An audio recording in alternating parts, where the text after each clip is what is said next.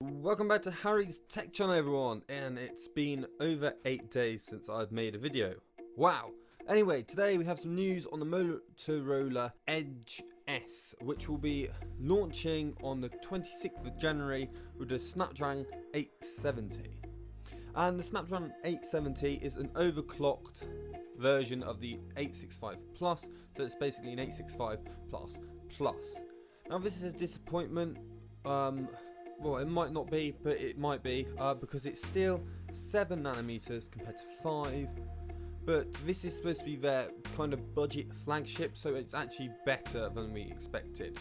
Here you have the Antutu benchmark scores, 679,860. That is the best score on any 865 related phone so far. And it's just amazing. You're going to have some great time gaming on this. And now here you can see it is basically got 2 punch holes in the top.